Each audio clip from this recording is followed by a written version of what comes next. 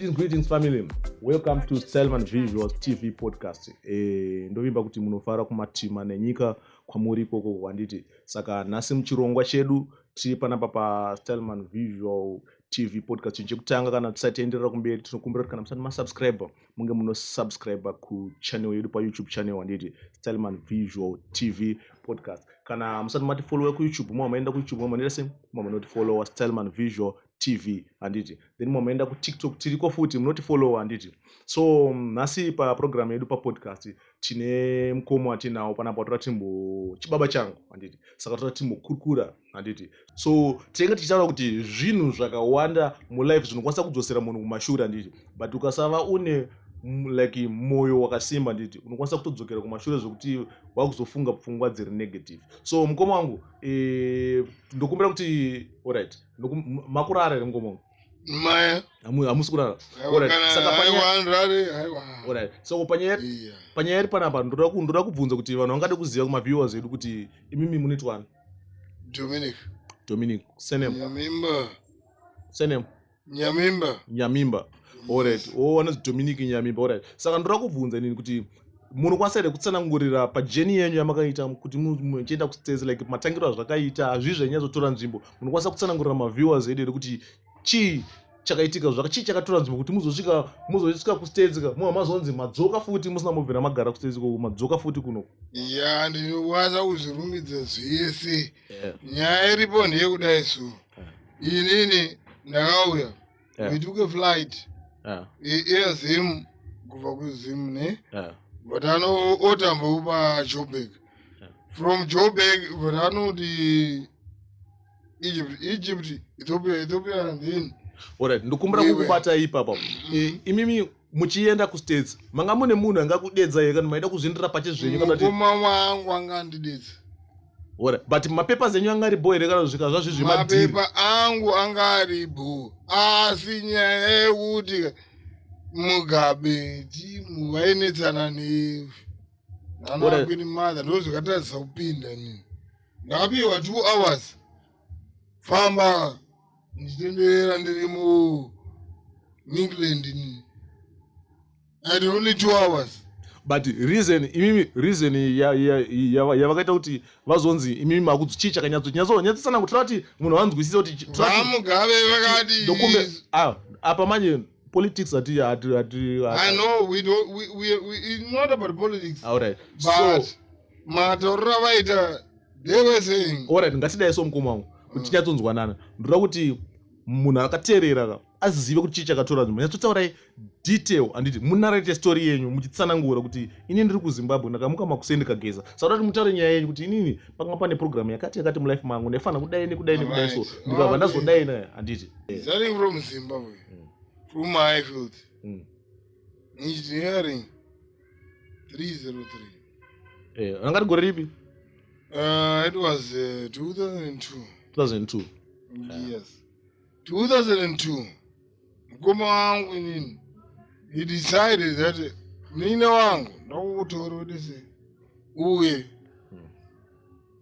and then you can work. Ore basa mamatowanirwe kana kuti angasatawana basa aida tongoti ungouya aidoti ndiuye ndingoti se ndishandewo because matauraita uku they're always busy munhu 24/7 unongoshanda. But mimi panga pane application atoziva kuti kune manyaya emavisa chichi panga pane application yevisa here ngaitu visa inini kwangu sina visa. Why panga pasina? By 2002 there was no visa. Going to England. Once you have a passport you just go. Alright. So long une mari inokwanisa kuti uite fly a plane chavaita chekuti unengoone mari yekuti you can fly big avadi vanhu vanotambura munyika mavo maBritish. Okay ndikupaona. Alright, saka imimi zvakauya sei zvokufunga kuti makazosvika pakuti ndakuenda manje zvakafamba sei? Kuti ndakuenda mukoma wangu nini through ndaona maitiro anga kuita kutenga dzimba kwanga kuita achishanda ariko. I fell in love with that. Ndakati inini pachangu vanhu I want to be like him. As a ghetto youth. Saka pa time hiyo mamuni makore mangani. Ungekwanisa kuremember mamuni makore mangani pa time. If I do remember, I was 16. 16. I was 92. I was doing from 1 and stuff. So I was old enough. Like zvimakore mangani. 20 something. 20 something. 20 something. All right. I wanted to do my own life. Because I was admiring who this Arwita is building houses and stuff and what. So I wanted to do the same thing also like him. Yeah. You understand? Yes, I got it. Yeah. Okay. Saka chititsanangurire muchibva ipapo maona kuti mukoma wenyu ari kudaiso mazobvumirana mataurirana nyazotsanangurirai maviewers edu kuti vanzwe kuti jeni yenyu yanga yakaita sei muchienda ikoko muchitanga kubva kumba My journey was later. My preparation everything was good. My ticket and everything they were good.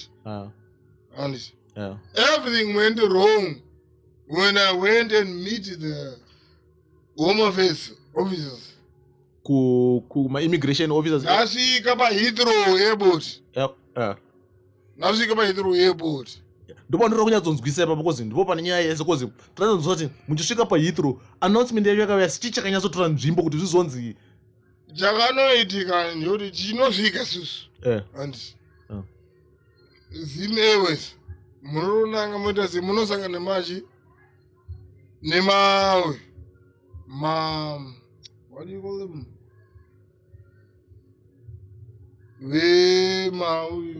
Immigration.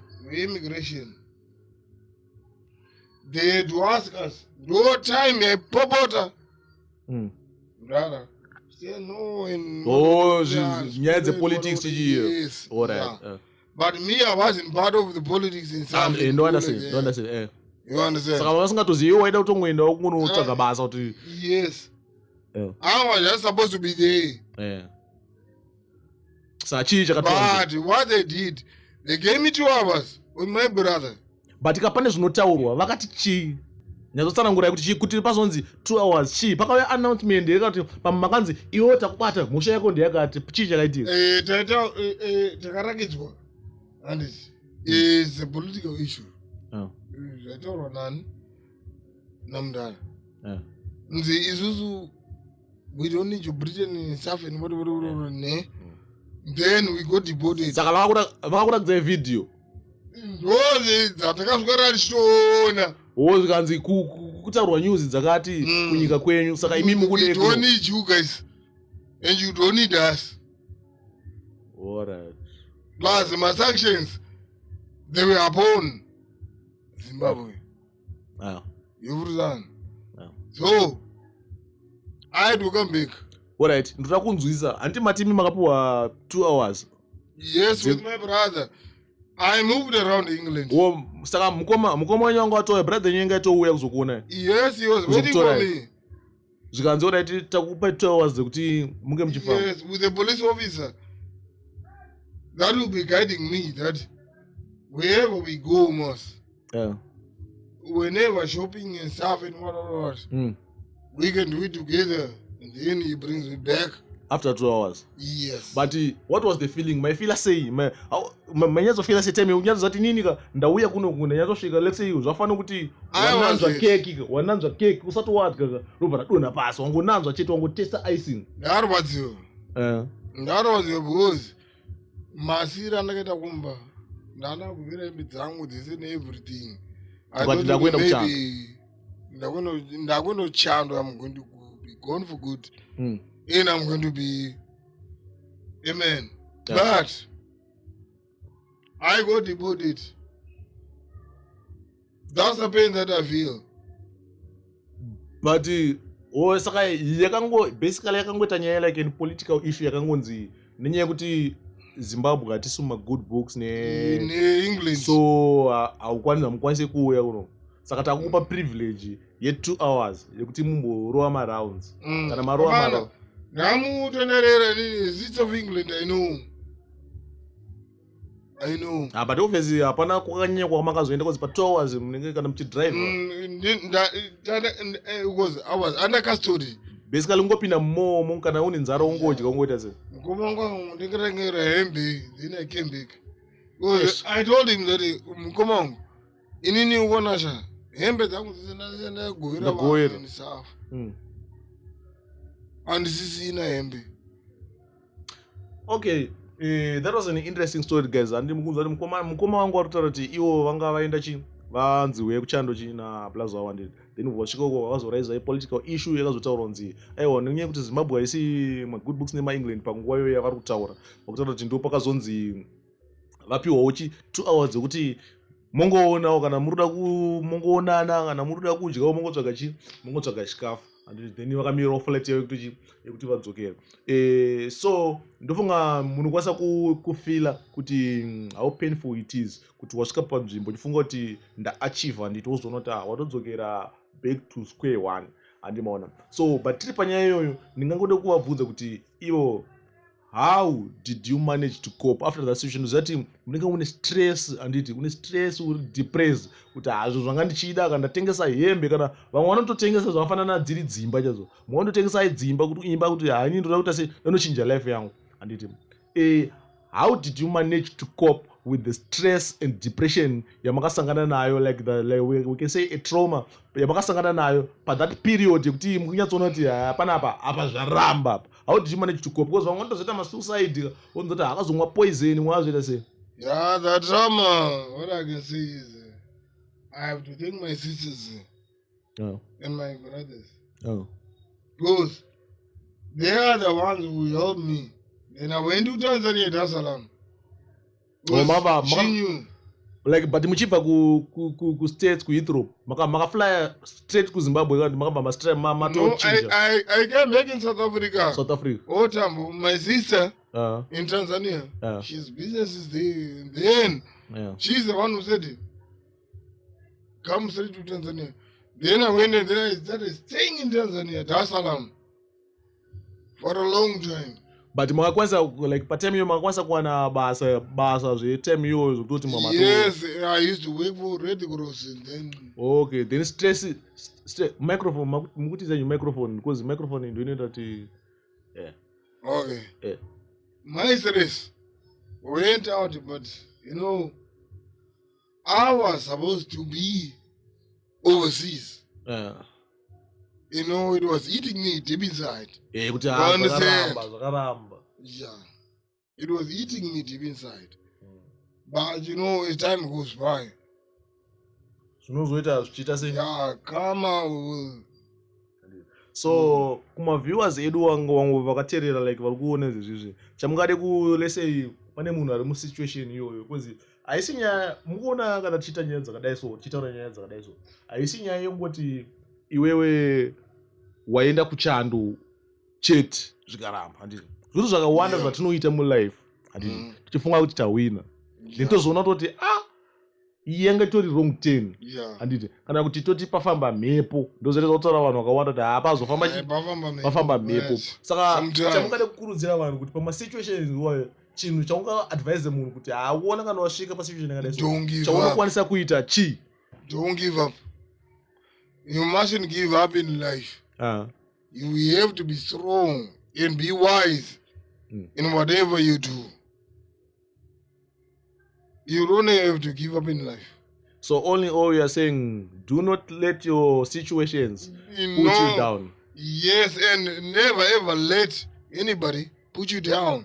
You just have to know, focus on your dreams. Focus on your dreams. What you want to achieve. Yes. Okay, Mkoma Dominique, I really appreciate you having you here anditi kuuya kwamaita panapa tinokutendai zvakakosha anditi because isusu zvakatikoshera nekuti kana tataura nemi anditi tinogona kutaura so tichingotaura senyaya anditi but pane mumwe munhu ari kutofesa same situation ari depressed right now anditi nenyaya yekuti zvinhu zvake zvaramba kufamba mulife but kana tichitaura nemunhu akaexperience then akazokwanisa kuzopa kunda kuti aiwa inini ndakatozoadmita kuti hamaya zvekuchando kana kuti aiwa zvekuchando hasi zvangu but tine more options anditi tine more options dzekuti tingakwanisa tichiita sei tichienjoy handiti. So ndinokutendai so much. I appreciate you for being here with us handiti. Ndinokutendai zvakanyanya handiti. Saka panguva ino munokwanisa kungopa last word handizive kuti anything chamuchakwanisa kuudza maviewers edu right now.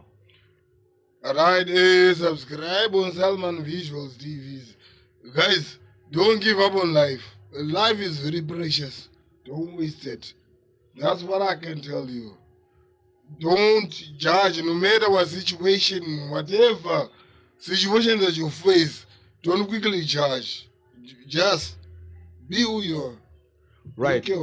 Right, viewers. So we have heard it from the horse's mouth handiti. Varutaura kuti iyo situation munhu akasangana nayo handiti. Because imagine guys kuti iwe watogowera hembe. Watogowera hembe, watosvika pakutoudza kana vanhu kutoti mukuona bibi haidii life yangu yachinja, watosiya watotengesa imba watoita sei, then wazosvika uko boom pane nyaya yakutaura nyaya yepolitics ufuchi iwewe hauzive kuti iyo chii kumbofamba chii handiti. Because inini as much as I understand zati racism iri real handiti, iri real discrimination iyoyo iri real yekuti uri in African kune mamwe macountries and especially patime yakutaura kuti zvinhu zvekuti zvanga zvakaita kakutonyanya zvakanyanya kuti waivobva watonzi aiwa akana aiwa zvakadaiso handiti. But sekunzwa kwamaita mukoma vakazokwanisa kuita sei kuzodzokawo then nefamily yahelpa vakakwanisa kuita sei kuzoita stand up to his feet again handiti, vakakwanisa kurarama life vachiwana more opportunities. So I think everyone have to take it as a lesson kuti mulife no matter what situation you are going through right now handiti, zvingave zvakaoma zvingave zvichirwadza zvingave zvichirema sei handiti, you must know you never know what the future holds handiti, because everyone have a purpose in life handiti. Mukurarama munhu wese ane purpose, hapana munhu anonzi ayo uri kungotambura chete, ayo une purpose of something of valuable handiti chaunokwanisa kuadd to the community handiti. So with this discussion toda kuvatenda mukoma Dominic nekunge vari panapa pachirongwa paprogram yedu papodcast Selman Visual TV podcast neteam at the background. I appreciate you handiti nekunge makatitsigira handiti, muri kusimbisa kuti zvinhu zvifambe zvakanaka. This is our second episode on Selman Visual podcast handiti. We have more episodes to come. So zvikafamba zvakanaka muchange muchiona more episodes with more guests handiti, because munongoziva kuti mwana kana achizvarwa haangotange nekumhanya, anotanga nekugara. Kana agara obva azokambaira, kana akambaira ozosimuka, kana akumira ozofamba handiti. Ndo zvatiri kuita right now, because tinenge tichitira kuda kuunza vanhu vane knowledge kuti kana tikaunza topic handiti vanokwanisa kuita sei kuti tsanangurira into detail handiti, vanotipa more light handiti. So ndo zviripo. So and let me take this opportunity to invite you, kana wakateerera this podcast right now, uri kuona this podcast, I'm inviting you kuti kana une nyaya handiti, maybe pane nyaya dziri kupisa, because isusu we can do is journalism also handiti. Saka kana une nyaya iri kupisa uda kuti apa ngoda kuti anyaya ida kuti izikanwa handiti, pamwe zvinhu zvinotyisa zvinhu zvokuti pamwe ukutadza kuzvinzwisa kuti ruzhinji runge ruchiziva handiti. Don't hesitate to contact us guys, isusu tinosvika ipapo because right now tiri based in Cape Town, but chinangwa chedu ndechekuti tinge tichikura handiti. So the more you can help us to achieve our dream handiti, the more you are going to have more interesting stories handiti. So ndinokutendai munenge muinesu handiti. So panguva ino tinongoti just subscribe handiti. Click on that subscription button. Don't forget to turn on the notification bell so that you will be notified every time we upload a video per channel panapa handiti. Musakangana futi kuti tinoita maskits handiti, haisi secret toita maskits, munongoziva kutsvaga kungwavha handiti. So munge muinesu handiti, muve nezuva rakanaka. I thank you so much, appreciate you. Signing out.